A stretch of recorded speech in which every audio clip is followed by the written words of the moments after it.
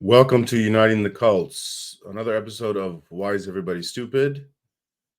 This one is about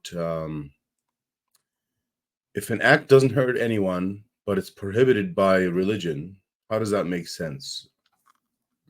And I'm addressing Muslims. This applies to any religion. So let me put the Reddit post on the screen. And since I'm posting in the Ex-Muslim subreddit, I'm addressing ex-Muslims too. They can answer.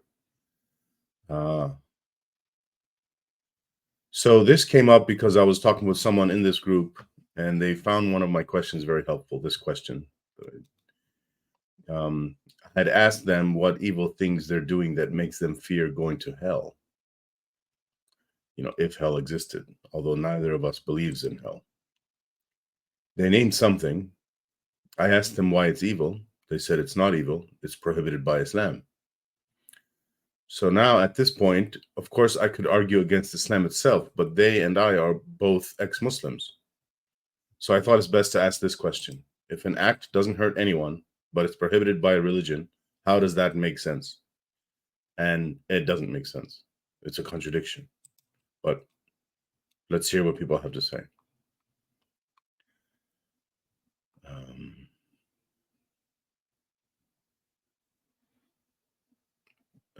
Doing some things can be immoral without directly harming anyone. I don't know what directly means. You mean like now? Like you can lie and then that doesn't hurt anyone today, but then that has an effect of hurting someone tomorrow. There you go. He mentioned lies. All right. And yeah, so he's talking about slow corruption. Slow corruption hurts you.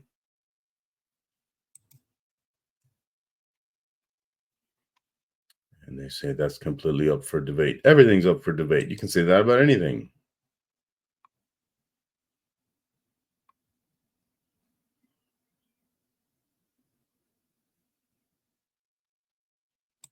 So they said a nihilistic, cynical atheist,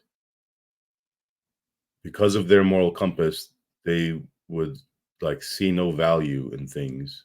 So slow corruption wouldn't be seen as a bad thing. And the thing is, their actual values contradict what they claim their values are.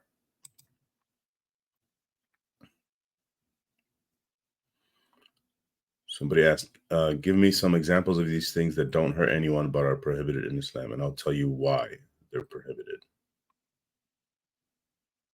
So this person asked about consumption of pork. They said it does hurt people. Okay, but that misses the point. We're talking about things that don't hurt people.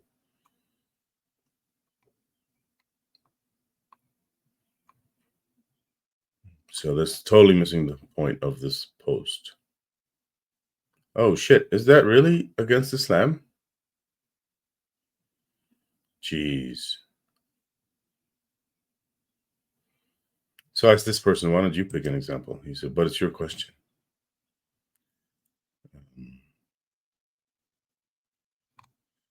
And I said, but my question is general and doesn't need to consider examples. And music and art, they didn't reply. If I like to have sexual relations with my sibling, oh, somebody says birth defects. And they say, always a chance, even with normal parents. Why can't, okay. So this person is seeing it like, I hope everyone understands this. They're seeing it like, because sometimes there's no problems, that means there's no problem. That's fucking stupid. That's like playing the lottery and judging whether you should have played the lottery by whether you won. So if you won the lottery, then you decide, oh, that means it was good to play the lottery. And if you had lost the lottery, oh, that means it was bad to play the lottery. That's not how shit works.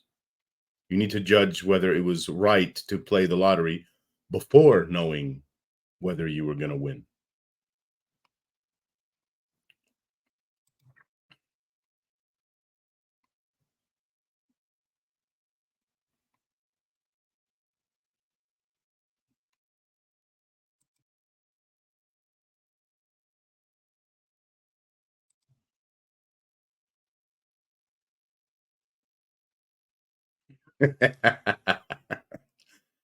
Good point. So this person was arguing in defense of incest.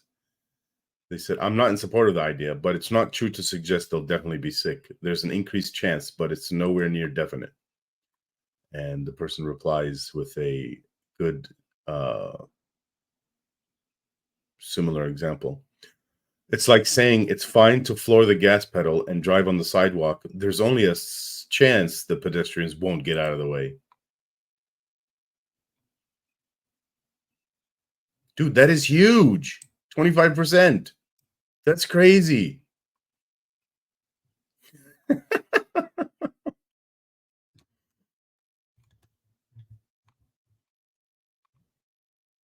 I'm going to clarify something.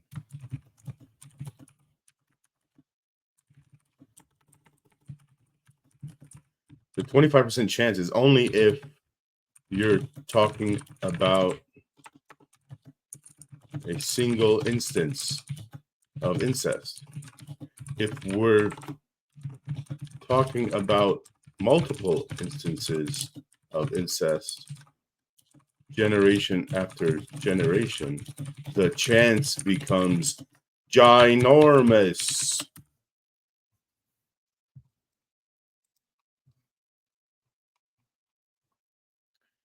All right, let's go to the older post, the older version of this post a year ago. Let's see.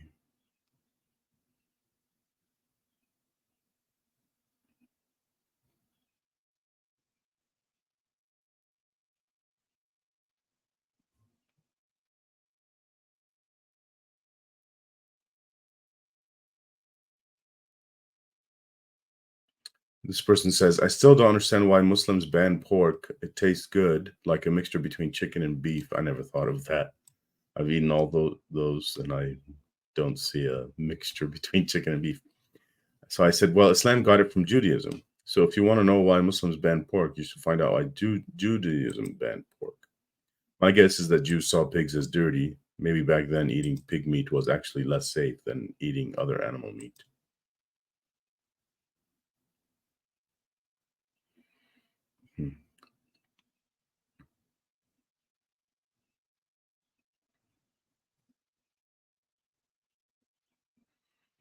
This person says, let's start a new religion where the act is not only allowed, but it's also mandatory. We could call it the church of doing whatever the heck we want without hurting anyone. The only rule of this new religion would be that you can do whatever you want as long as it doesn't harm anyone else. And if anyone tries to tell us that we can't do something because it's against their religion, we'll just remind them that we have our own religion now. And it says that we can do whatever we want as long as it doesn't hurt anyone.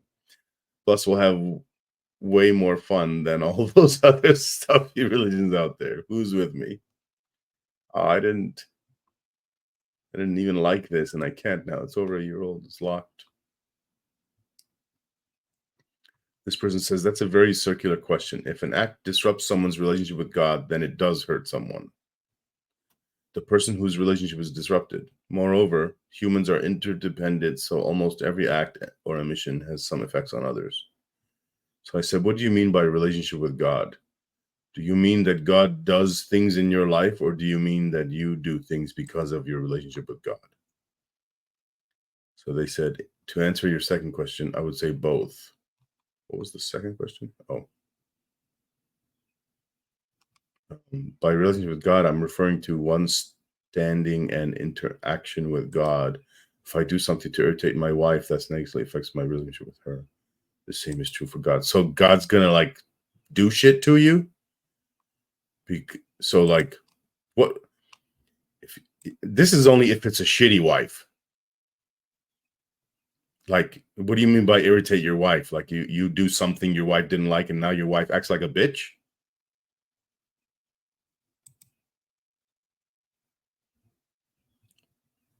Of course, if you abuse your wife, that is horrible. And yeah, she'll act weird from that. And she should leave your ass. But none of this is, we're not talking about abusing God. You can't even hurt God.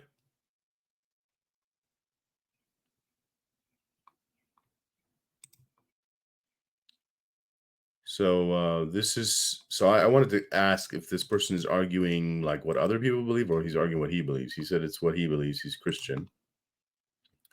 So I asked, do God's moral rules agree with your judgment of morality? Or are there conflicts? How do you deal with the conflicts? What does Christianity say about how to deal with these conflicts?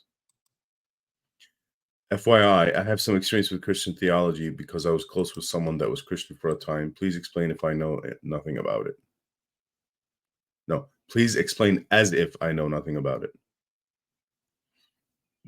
I frequently fall short of what God would like me to do. I certainly would not equate my judgment with God's judgment. The Catholic practice is to go to confession, confess one's sins, ask for God's forgiveness, and obtain absolution. So you're Catholic. Something I learned from my discussions with Christians is that, at least for some interpretations of Christianity, everyone deserves forgiveness. Is that the Catholic view? If not, how does it work with Catholicism? I went way off topic here. I'm just trying to learn about Christianity from this guy. I'm a Catholic Christian. We believe God will forgive anyone who asks for forgiveness. Can you ask after you're dead? But no one deserves forgiveness. Huh. That's different than what I heard.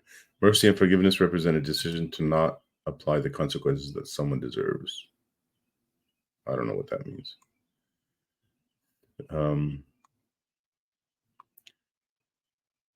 I heard from a Christian that God can speak to you, but that you have to account for the fact that it could be Satan speaking rather than God.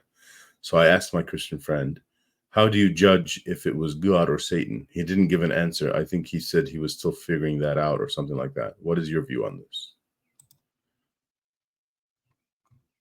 I'd agree that discernment is necessary to ensure that God and not Satan is speaking. From a Catholic Christian perspective, one could always consult with a bishop to be sure and to receive guidance. Okay, getting help from someone else. I mean, that's good. It's better than not doing that. All right, that's it for this one.